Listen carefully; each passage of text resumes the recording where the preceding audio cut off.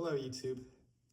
This is kind of a review type thing, overview of the three Estes like electronic launch assistance, whatever things. You know, this is the Estes Pro Series 2 launch controller. This is the Estes Altimeter. It's back here. I've used all of these, mind you. I've used them all at least once. This I've used a ton. These two a few times. This is the universal Astrocam. And I think what they all have in common, you know, being Estes products, or at least like these ones specifically, is that, you know, they're not like the absolute best, you know, product of their type, you know, but for their price point, they're fairly affordable, they're easy to use, you know, that's like the biggest thing, they're like accessible. And also, Estes products are probably the most accessible model rocket like product. Like most of the time you go to a hobby store, you know, you'll find Estes stuff. That's a kind of nice thing about them. But yeah, that's the biggest pro. They're easy to use, they're accessible, and that's what I like about them. So I think we'll start off with the launch controller, the Pro Series 2 launch controller. This one, I believe, was like 30 to 50 bucks, I'm pretty sure. Don't quote me on that, you guys can just check. But I don't know. A lot of the other launch controllers, like the Aerotech one, I believe, I forgot what it was called, it's way more expensive. But I think the biggest pro with this one, now it's obviously like a mid-power type launch controller. This is like the Estes mid-power. That's what Pro Series 2 is for Estes, right?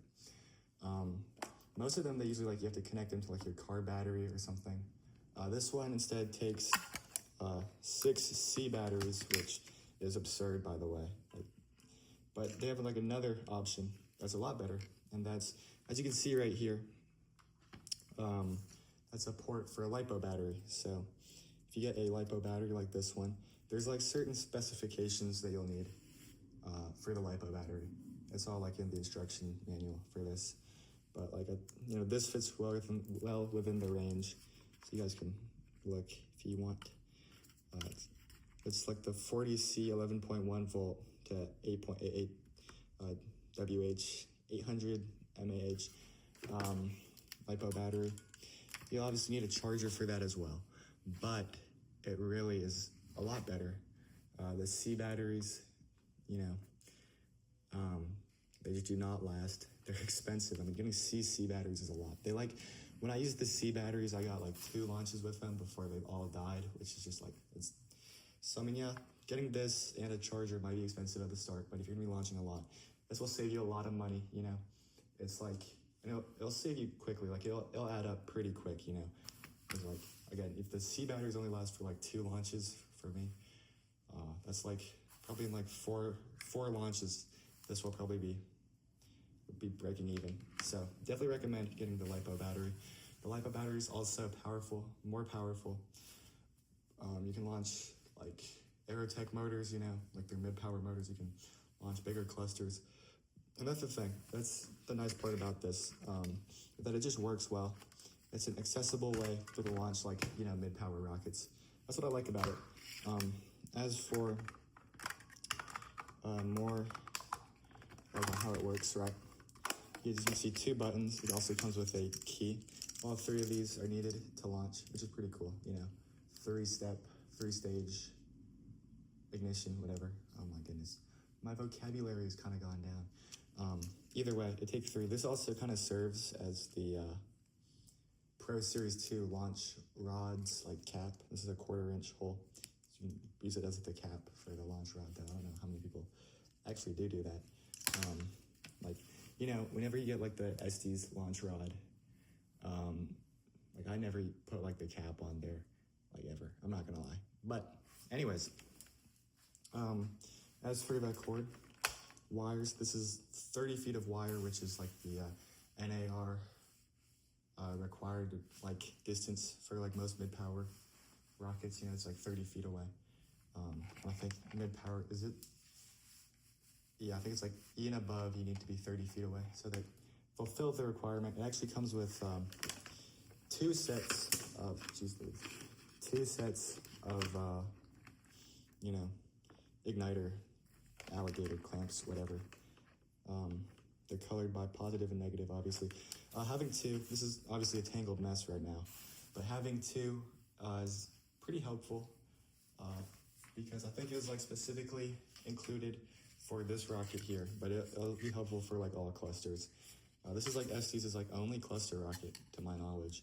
The Sidekick. As you can see, it kind of has two bodies, and the two motors are quite far away. You know, usually you can like twist together the igniters. That was kind of already annoying. If you've ever worked with like the Estes igniters, you know they're pretty flimsy.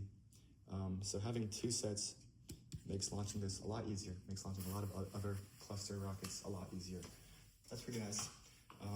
It's pretty simple how it works. Like you hold down the yellow button, you put in the key, and then, or you put in the key, you hold down the yellow button, then you press the red one, and then ignition. You know.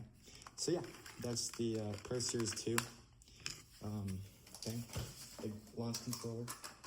I like it a lot. I use it a lot. Had really no issues with it. The other one, like the little red one, you know what I'm talking about? I might have it somewhere here. But like the little red Estes launch controller that comes in like the starter kits and all that, those ones were kind of inconsistent. I've never had any issue with like ignition with this and the LiPo battery. Next up is the altimeter, the Estes altimeter. Now, it's pretty limited in its capabilities. It only can record height. You'll be able to find some altimeters that like, obviously it's not a deployment altimeter, it's just I'll just show you how high your rocket went, you know, how high the apoapsis was. But for its price, I think around like $30, there's very few that also have an LCD display, you know, in this case, like there's the, what's it called? I think the Perfect Flight Firefly. Was it Perfect Flight? I'm not sure. But like the Firefly, that one, it beeps out. A lot of them just beep out. But this one actually like shows an LCD display, which I think is really nice, especially for its cost. There's like the, is it called like the Easy Altimeter or something? Those ones show the altitude and like velocity, and they have an LCD display, but those are like $100. This is 30. It's pretty nice. You do need like pliers or a screwdriver to turn it on. It's been a while. Bear with me. There's an on-off switch right here. Turn it on. Ooh, $16.99. I don't think I launched anything that high. I'm not gonna lie. I didn't have the altimeter in, but I'm not. Okay, it's been a while. That's on off. Turn that on. Press it once.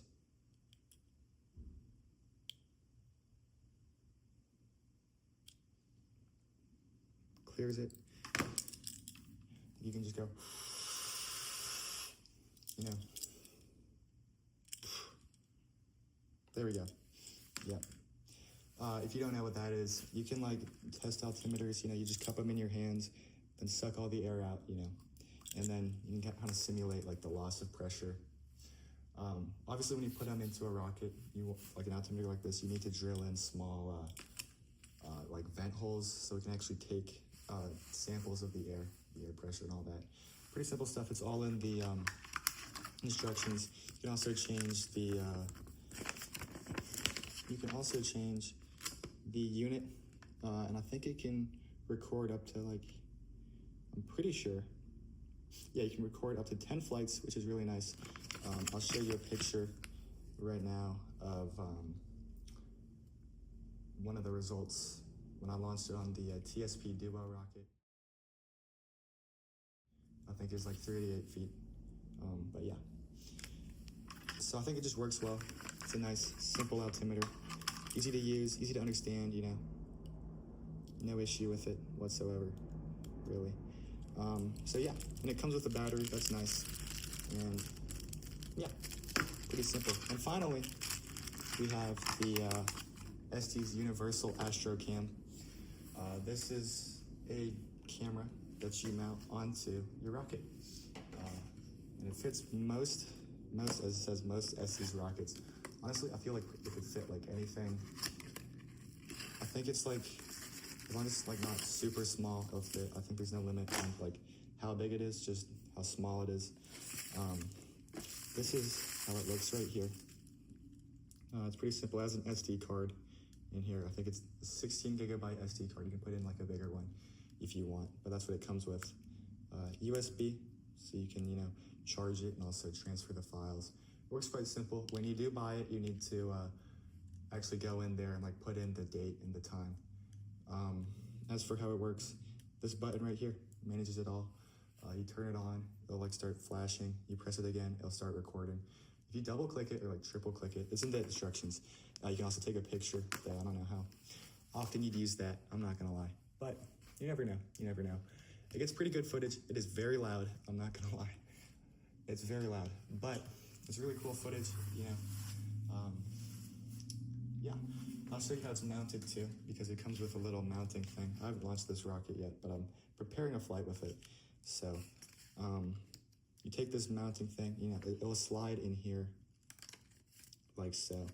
It might, probably not this way, yeah, this way. Oop, turn it on, turn that off.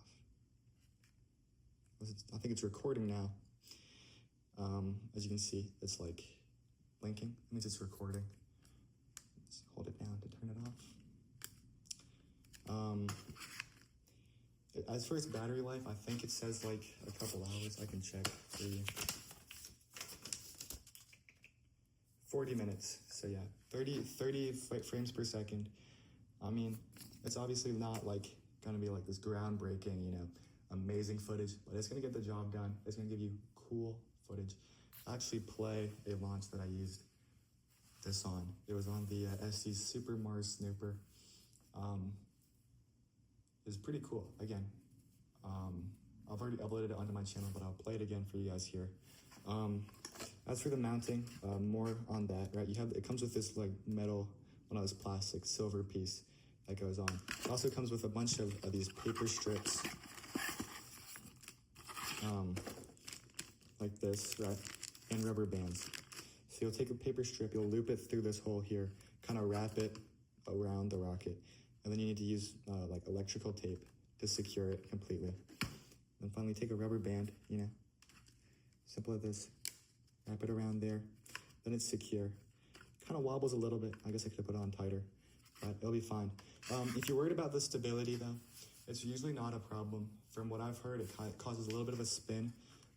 As long as you put it more towards the front, it'll be better, because the more towards the front, there'll be more mass up front, so it'll move the center of pressure up, and that'll or the center of gravity up, which will kind of like even out the displacement of pressure.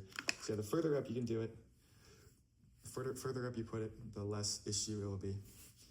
If you're really rich, you can buy two and like have two on each side. Then it'll go like a little bit less high, but it won't like wobble at all. Bigger diameter, more stable, and so on. But obviously, this is an Estes product. They tested it before, so it's not going to cause like anything crazy. You're not going to get like a rocket completely turning around, nothing like that. They'll fly mostly straight. I think when I did launch the Super Mars Snooper, now that was already like a pretty like crazy looking rocket, but it didn't really like deviate off its path too much. Like there's maybe like a slight tilt, but that's kind of like always what's going to happen with rockets. They're not going to go straight perfectly up anyways, so it's just not going to be a big deal, and the footage is worth it. It's really cool. Yeah, make sure also, it's important that you make sure that you put it in facing the right way. If the camera is coming out the hole, not facing up, otherwise it's not really great footage. I'm not gonna lie, right? I mean, maybe it's kind of cool, who knows, but I don't think so. So yeah, make sure, it's pretty easy to tell. This part's flatter, but just make sure you don't put it in like this or something. It doesn't even fit that way, so yeah. But that is the Estes Astrocam. I'll play a launch right now.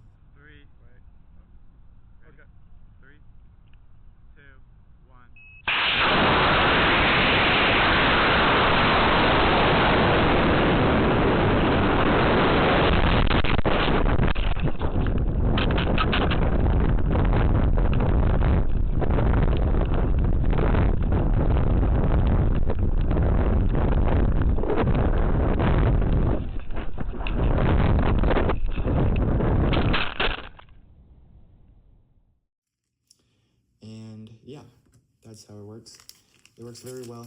Again, I think this was about $50. It's usually on sale though, so less than that. It's a nice camera, comes with all the stuff you need to mount it. So I think it's pretty good. There's probably better cameras out there again, but for its cost, it's easy, accessible. And that's the big thing, the big takeaway with all these Estes products. All three of these, they're easy to use, accessible, they're fairly affordable. You know, they don't need like much experience, much tinkering to work with. You can just kind of get them, read the instructions, and you can get them working. And that's the great thing about all of them. So yeah, I have to recommend all of these Estes products, but I think the best one is definitely the launch controller, because like if you need anything more powerful, this will be powerful enough for like any rocket that you could launch at your park, you know, like anything up to like a F probably. Yeah, anything up to an F. Probably you can even launch a G on it, but I mean, like at that point, just go to like an actual launch, you know, with a club or whatever. If there's like literally no clubs near you, then you probably can't be launching really big rockets anyways, because you need waivers. So this will get everything that you need covered for like your own launches. Anything bigger, go to your club. I do definitely recommend like a LiPo battery like this. But yeah, all of these have worked well. They've been consistent, and yeah. Well, okay, I've only used these two twice, but this has been really consistent. This has been really good. So yeah, thank you guys for watching. Like and subscribe, etc., etc.